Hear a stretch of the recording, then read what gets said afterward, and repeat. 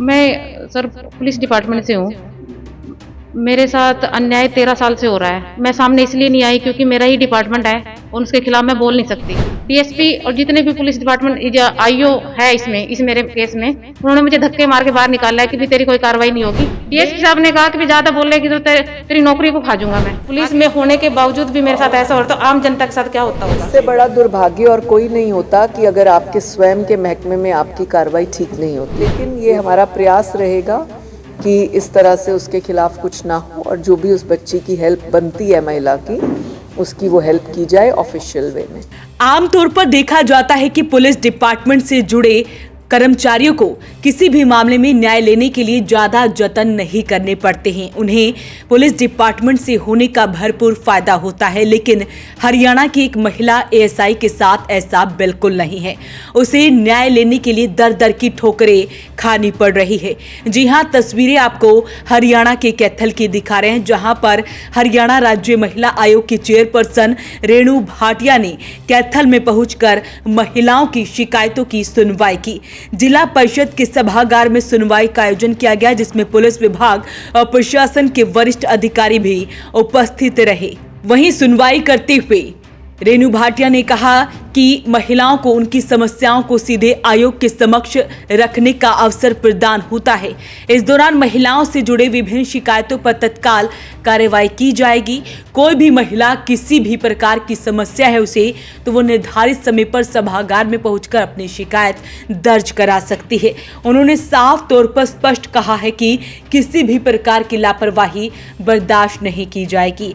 वहीं आपको बता दें कि हरियाणा में एक महिला एएसआई अपने हक और न्याय के लिए अपनी 8 साल की बेटी के साथ दर दर की ठोकरें खाने को मजबूर है। महिला ने पुलिस विभाग की डीएसपी पर धमकी देने और उसके परेशानियों को अनदेखा करने का आरोप लगाया है। न्याय की आस में वो महिला आयोग के दरबार तक पहुंची है। महिला एएसआई ने बताया कि उसका पति दूसरी शादी कर विदेश चला गया है, जिससे वो अपनी छोटी बेटी के साथ अकेली रह गई है। पति की गैर जिम्मेदाराना हरकतों और पारिवारिक विवादों के चलते वो बेहद मुश्किलों का सामना कर रही है। मैं सर पुलिस डिपार्टमेंट से हूँ। मेरे साथ अन्याय 13 साल से हो रहा है। मैं सामने इसलिए नहीं आई क्योंकि मेरा ही डिपार्टमेंट है और उसके खिलाफ मैं बोल नहीं सकती। 2018 में डोंकी से हस्बैंड चला गया।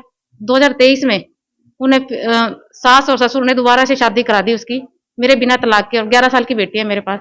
डीएसपी और जितने भी पुलिस डिपार्टमेंट आईओ है इस मेरे केस में, उन्होंने मुझे धक्के मार के बाहर निकाला है कि भी तेरी कोई कार्रवाई नहीं होगी। बेल डिसमिस होने के बावजूद भी खुले घूम रहे हैं। और बस मैं न्याय चाहती हूँ कि पुलिस में होने के बावजूद भी मेरे साथ ऐसा हो रहा है तो आम जनता के साथ क्या होता होगा? मैम ने आश्वासन दिया है कि हम आपकी हेल्प करेंगे, उसको डिपोर्ट कराएंगे। बस यही चाहती हूँ कि मेरा घर बसे, मेरा हस्बैंड मेरे पास आ जाए। मुझे मैडम से पूरी उम्मीद है कि भी मेरे साथ अच्छा होगा। अपने विभाग से नहीं है? मुझे अपने विभाग से कोई वो नहीं है कि भी मुझे कुछ हेल्प मिल सकती है। डीएसपी वगैरह? हाँ जी, डीएसपी साहब हैं इसके, नायब सिंह डीएसपी थे। इसमें जो कार्रवाई की है, बेल डिसमिस होने के बाद भी उन्होंने उनको खुला छोड़ दिया और बाकायदा घर आराम से अपनी सरकारी गाड़ी में छोड़ के आए। तो मैं यही कहती हूँ, डीएसपी साहब ने कहा कि भी ज्यादा बोलेगी तो तेरी नौकरी को खा जाऊंगा मैं। आगे उच्च अधिकारियों के पास जाने की जरूरत नहीं है, कुछ बताने की जरूरत नहीं है। नौकरी बचानी है तो आराम से रह ले। महिला ने आरोप लगाया है कि जब उसने अपनी समस्याएं विभाग में उठानी चाहिए तो डीएसपी ने उसे धमकी दी। महिला का कहना है कि डीएसपी ने कहा कि अगर ज्यादा बोली तो तेरी नौकरी खा जाऊंगा। थक हार कर महिला एसआई ने हरियाणा राज्य महिला आयोग का रुख किया। चेयरपर्सन रेणु भाटिया ने मामले को गंभीरता से लेते हुए तुरंत कार्रवाई के निर्देश दिए हैं। रेणु भाटिया ने महिला के पति को विदेश से डिपोर्ट करने के आदेश दिए हैं। उन्होंने कहा कि महिला और उसकी बेटी को न्याय दिलाना उनकी प्राथमिकता है। महिला आयोग की सख्ती और मामले की जांच ने प्रदेश में महिला सुरक्षा और न्याय व्यवस्था को लेकर गंभीर सवाल खड़े कर दिए हैं। अब देखना होगा कि पीड़ित महिला को कब तक इंसाफ मिलता है। एक ऐसा आया कि बहू यहाँ पर है, उसकी 7 इयर्स की 8 इयर्स की बेटी है, बावजूद उसकी सास ने दूसरी लड़की के साथ सगाई वगैरह करी। उसकी फोटोग्राफ्स, हमने इस केस को री इन्वेस्टिगेट करने के लिए बोला उस बिहाफ पे, और वो लड़की पुलिस में है जिसका हस्बैंड ऐसे कर रहा है। तो ये सारी चीजें हमारे पास आई हैं और मेरा प्रयास रहेगा कि ये जो खास तौर से एनआरआई बेटियां हैं इनकी हम मदद करें। एक तो 13 इयर्स से यहाँ वेट कर रही है। तो ये इससे बड़ा जुल्म, इससे बड़ा अन्याय किसी बेटी के साथ नहीं हो सकता कि उसका 9-10 साल का बेटा है और 13 साल से उसकी शादी हुई है और वो वेट कर रही है कि हस्बैंड आएगा, और वो वहां से शादी करके बैठा है और उसके जो मम्मी पापा हैं वो बिल्कुल उस बच्ची को तवज्जो नहीं देते। शादियों के बाद 12-12 साल, 10-10 साल, 13-13 साल अगर बेटियां मायके बैठी रहे और इस इंतजार में कि उनका NRI पति आएगा और उनको कोई रास्ता ना मिले, मुझे लगता है इससे ज्यादा दर्द और दुर्भाग्य कोई नहीं हो सकता। सदर में कोई निर्देश जारी किए? हाँ, हमने डिपेंड कर रहा था जिस केस की जैसे हमें फीडबैक मिली उसके अकॉर्डिंग हमने निर्देश दिए हैं। जो वो पुलिस की महिला का केस है उसके हमने पुलिस को निर्देश दिए कि वो जो है ऑफिशियल कार्रवाई करे और उस लड़के को वापस बुलाने का प्रयास करे। धमकी दे रहा है, नौकरी खाने की धमकी दे रहा है डीएसपी, पुलिस कर्मचारी का पुलिस को ही पुलिस से इंसाफ नहीं मिलता।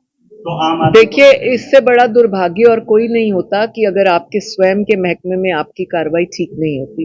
ये तो फॉर श्योर है, वो चाहे कोई भी महकमा हो, कोई भी जाति हो, कोई भी बिरादरी हो, अगर सेम उससे आपको सपोर्ट नहीं मिल रहा तो ये और ज्यादा टेंशन का विषय होता है।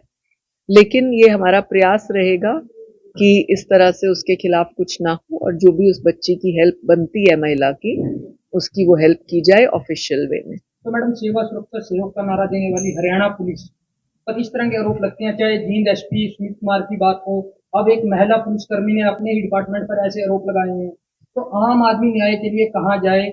तो पुलिस न्याय के लिए देखिए, सेवा सुरक्षा और सहयोग ये बहुत